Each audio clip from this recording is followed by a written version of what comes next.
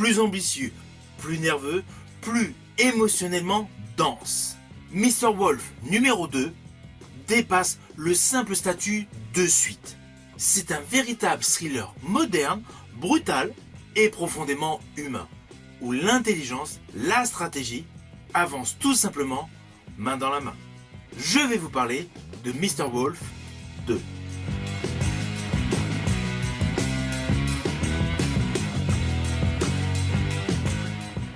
Hello, c'est HR, votre chroniqueur. Alors aujourd'hui, je vais vous parler du film Mr. Wolf 2, alias The Accountant 2.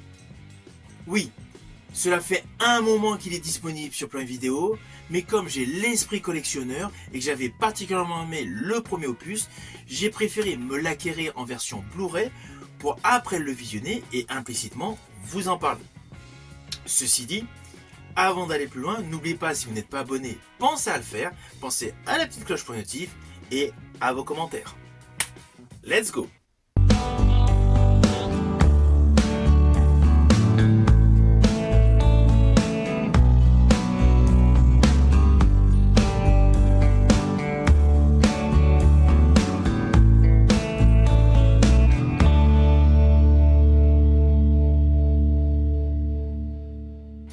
Alors tout d'abord, fiche technique de ce film. Il a pour titre Le Comptable numéro 2, alias The Accountant 2, alias Mr. Wolf 2.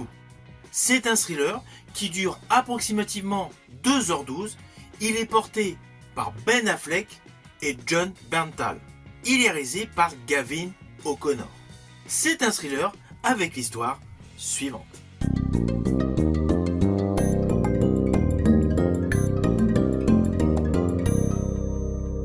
Alors naturellement, je vais vous le faire de manière simplifiée. Dans un premier temps, dès l'ouverture de ce film, nous découvrons donc un personnage qui attend dans une boîte de nuit et une tueuse vient le rejoindre. Là, d'autres tueurs sont en sa poursuite.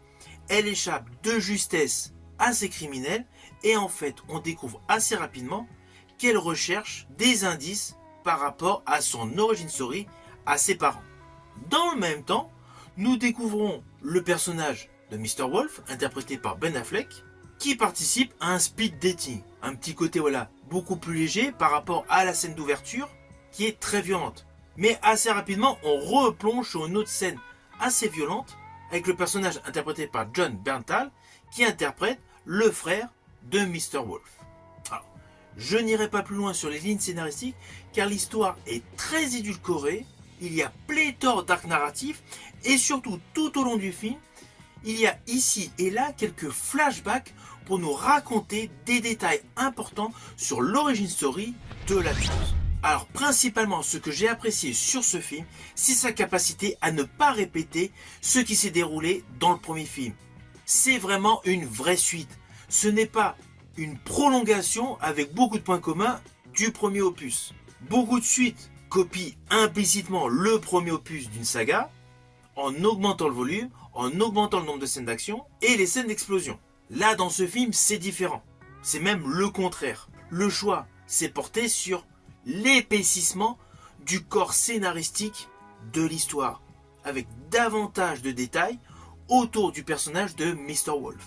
Et je préciserai même que le fait que le film démarre assez lentement dans son installation de personnage, c'est pour construire de façon solide des enjeux conséquents. Tout au long du film, le rythme est maîtrisé. Il y a une véritable alternance entre réflexion, enquête, scène d'action, scène intime. Lorsque je dis intime, ce sont des scènes sur le plan émotionnel.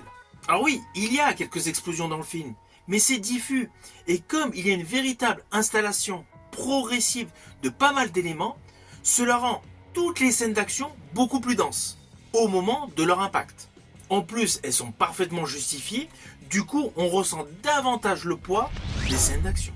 Alors, la prestation de Ben Affleck colle.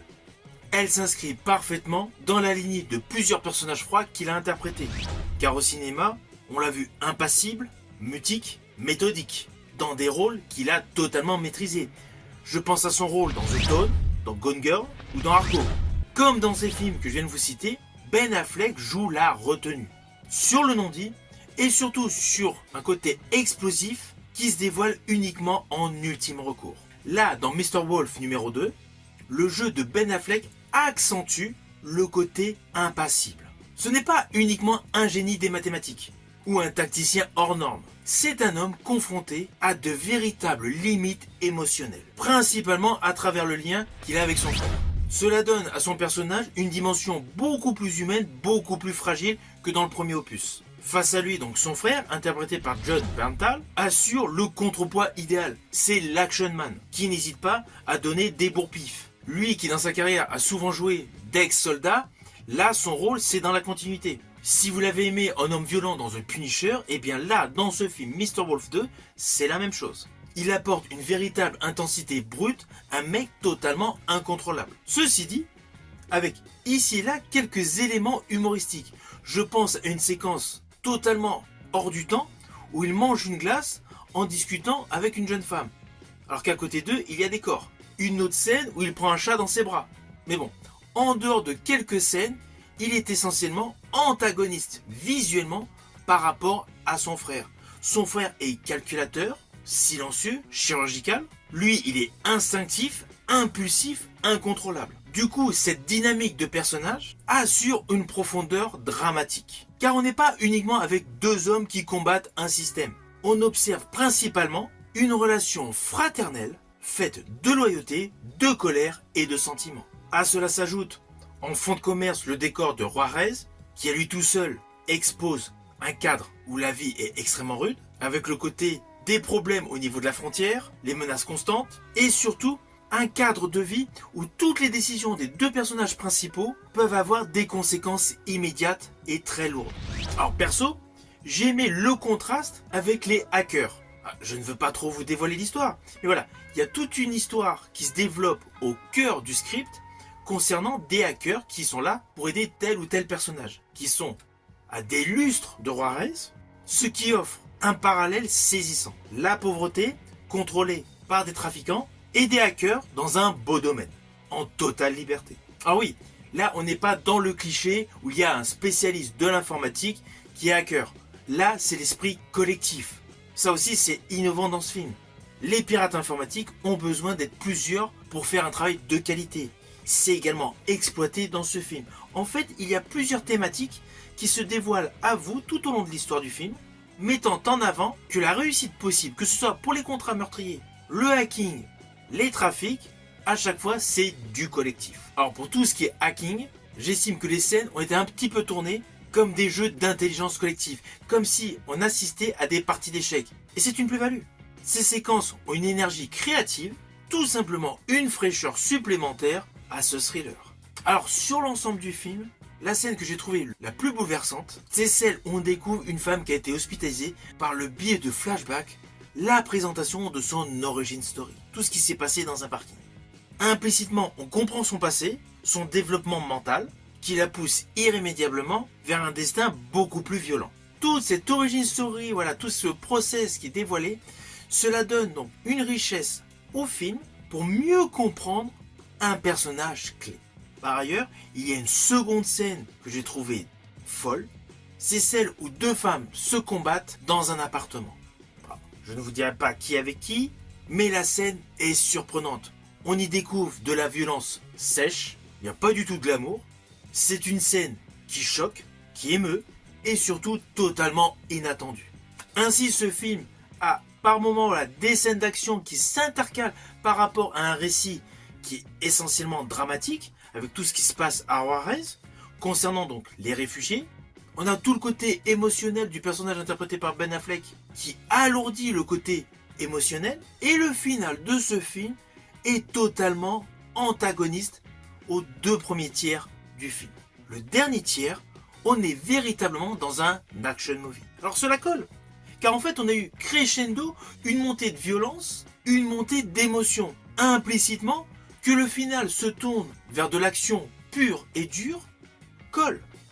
Et justement, le duo de frères, interprété par Ben Affleck et Bernthal, colle. Tout ce qui pouvait être montré en détail, en longueur au début du film, là, le final, il y a une certaine fluidité dans tous les gunfights, les combats, les explosions.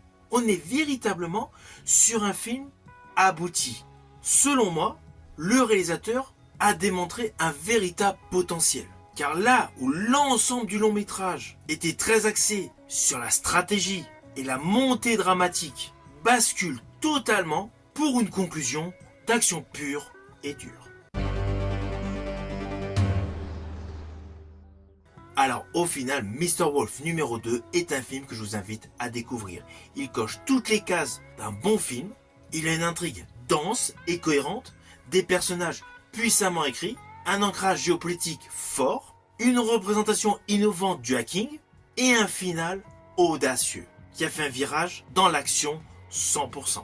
C'est une suite qui respecte son public, qui fait confiance à son intelligence et qui prouve surtout qu'un film d'action peut toujours surprendre. C'est un film disponible sur plein de vidéos ou par le biais de supports physiques via DVD ou Blu-ray. N'hésitez pas à me mettre votre opinion en commentaire une fois que vous l'aurez vu. Je vous dis à bientôt pour une prochaine vidéo.